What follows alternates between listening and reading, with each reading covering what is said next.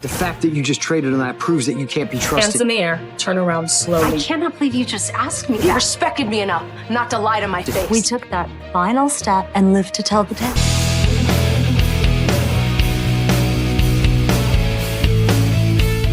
Hey, before we dive in, if you haven't already subscribed, do it right now, because what went down in Port Charles on Wednesday is the kind of episode that changes everything. Spoilers ahead, so consider yourself warned. Welcome to General Hospital Media. Port Charles just cracked wide open, and if you missed Wednesday's episode, you are going to want to sit down for this one, because the walls are closing in fast, secrets are unraveling at lightning speed, and one teenager's darkest secret is now hanging by the thinnest possible thread. Ross Cullum has figured it out. He knows, and that single moment may be the most dangerous thing to happen in Port Charles in a very long time. Let's break it all down. We have to start at Windermere, because that's where this episode truly ignited. Danny Morgan and Charlotte Cassadine thought they were being careful. They thought they could slip onto the property, look around, maybe find something useful. But Ross Cullum was already there, and when he caught those two teenagers trespassing, he didn't just get annoyed, he got suspicious. Cullum started grilling Danny hard about the shooting, pushing him, pressuring him, trying to force both teens to come with him. And for a moment, it felt like everything was about to collapse right there on the spot. But then, Ava Jerome and Jen Sidwell appeared in that doorway like a lifeline. Cullum had to pump the brakes immediately, shifting into this cool, professional WSB agent mode, pretending he just happened to be there asking Sidwell questions.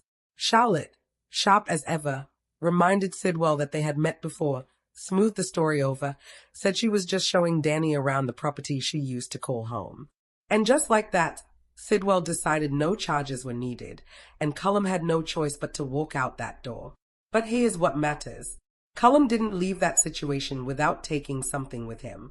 His mind was already working, turning, connecting dots. You could see it happening in real time. Now, while all of that was going down, Ava got Alexis Davis on the phone, put Danny on, and Danny made the call. He told Alexis he might need her in two capacities, as his grandmother and as his lawyer. Alexis came right away, and bless her, she helped smooth everything over with Sidwell. But Alexis also casually dropped a detail that turned out to be massive. She mentioned that Danny was with her the night they found Marco Rios. And that one little piece of information hit Sidwell like a freight train, because he immediately realized that was the same night Cullum got shot, which meant Danny could not have been the shooter. Sidwell picked up the phone. He called Cullum. He told him Danny didn't do it. And Cullum's response? He already knew. And he hinted, very clearly, that he was now working on figuring out exactly who did pull that trigger. You are watching General Hospital Media, and we need to pause right there because that moment is everything. Cullum knows it wasn't Danny, and if you've been following this story, you know exactly where his mind is heading next. He already had a strange, loaded interaction with Britt Westbourne and Rocco Falconeri at the hospital. He heard Britt telling Rocco to put these bad memories behind him. He heard the weight in those words. He watched Rocco's face, and the wheels. They were already turning before Sidwell ever called. Now let's talk about what's happening with Britt and Rocco, because this storyline is breaking hearts and building tension at the exact same time. Britt told Rocco plainly at the hospital that it was best for her to leave Port Charles. She believed that with the unfinished prototype throwing the operation into chaos, her handlers would have no more reason to stay, and she could slip away. But Rocco, this kid, this young man who has been carrying so much, he didn't want her to go. Not just because of what it meant for the mission. Because if Britt left, she wouldn't get her Huntington's medication. She would eventually die. And Rocco could not live with that. Rocco pulled Britt into a hug and told her he loved her. She said she loved him too. And for one brief, tender moment, the weight of everything they've been through together just hung in the air between them. Britt agreed to give him a ride home, and they walked out of that hospital together, right past Cullum, who caught every word of Britt telling Rocco to leave the bad memories behind him. That was not a coincidence. That was the moment Cullum locked in on his next target. Meanwhile, Dante Falconeri and Giovanni Palmieri had been searching for Rocco, and they found him coming out of the hospital with Britt. There was this quiet relief in that moment, but also this tension underneath it, because everyone in that family knows something is wrong, and nobody is saying everything they know. Rocco thanked Britt for everything before Dante and Gio took him home to Lulu's house.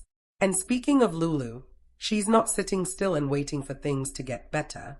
She's already thinking 3 steps ahead. Lulu hinted to Ethan Lovett about the trouble Rocco was in, and she asked for his help securing fake passports, just in case they need to disappear and stay disappeared. That's how real this threat has become. Lulu is preparing to run with her son. But when Dante and Gio showed up with Rocco, things between the brothers got raw. Gio broke his vow of silence, and Rocco made it crystal clear that he was furious. He looked Gio in the eye and told him he would never make the mistake of trusting him again. Those words hit hard. These are brothers, and now there's a fracture between them that might not heal easily. Dante wanted to talk to Rocco too, wanted to reach him, but Rocco shut it down. Not tonight. Morning. And he walked upstairs alone. Now let's shift to the other major storyline that dropped like a bombshell on Wednesday, Ava Jerome and the mystery of Delilah Wilson's tattoo. Alexis has been digging into Delilah, trying to piece together who this woman really was and what her connection to everything means. She asked Ava about the list of high-end galleries found in Delilah's luggage. Ava looked them over, recognized them all as legitimate, upscale gallery connections, but said she didn't know Delilah's name at all. Then Alexis showed Ava a photo of Delilah's tattoo, and Ava's entire demeanor shifted. She had seen that tattoo before. She recognized it.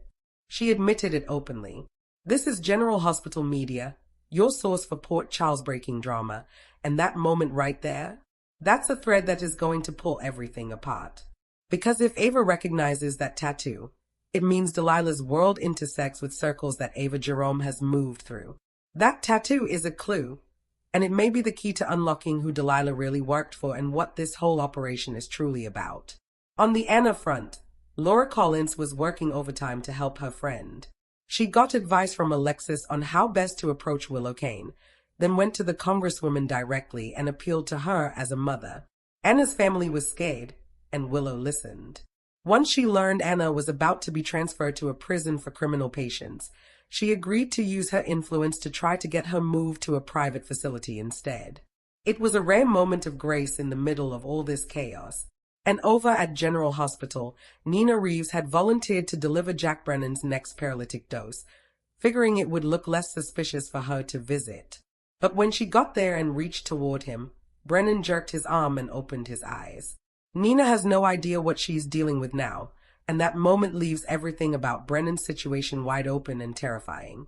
Then there's Valentin Cassadine, who heard the full story from Danny and Charlotte about Cullum and Sidwell coercing Britt by holding her medication hostage. Carly had been pushing back on his reckless plan to break Anna out, even accusing him of still being in love with Anna. But after hearing what was happening with Britt, Valentin made a decision. He would be the one to shut this entire operation down. That is a declaration of war, and Port Charles is not ready. So where does all of this leave us? Cullum knows Rocco is the shooter, and it's only a matter of time before he makes his move. Rocco is broken, fractured from his brother, shutting his father out, and a man as dangerous as Cullum is closing in on him. Lulu is planning an escape route. Britt's life hangs in the balance. Ava has recognized a tattoo that could crack the whole Delilah mystery wide open. Brennan is waking up. And Valentin is about to go to war with a WSB operation that has been running right under everyone's noses. What do you think is going to happen when Cullum finally confronts Rocco? Is there any way out for this family? And what does Ava knowing about that tattoo mean for where this story goes next? Drop your thoughts in the comments right now. We want to hear every single theory you've got. If you're not subscribed to General Hospital Media yet, hit that subscribe button right now and turn on your notifications so you never miss a single update. Like this video if the drama has you on the edge of your seat. Share it with every General Hospital fan you know, and keep those comments coming because this community makes these updates worth every second. This is General Hospital Media, and we are just getting started. Thursday's episode promises even more chaos. Dante is getting a dead body warning, Jocelyn is attacking Cassius, and Alexis is chasing a brand new clue. Port Charles never sleeps, and neither do we. Stay locked in. We'll see you in the next one.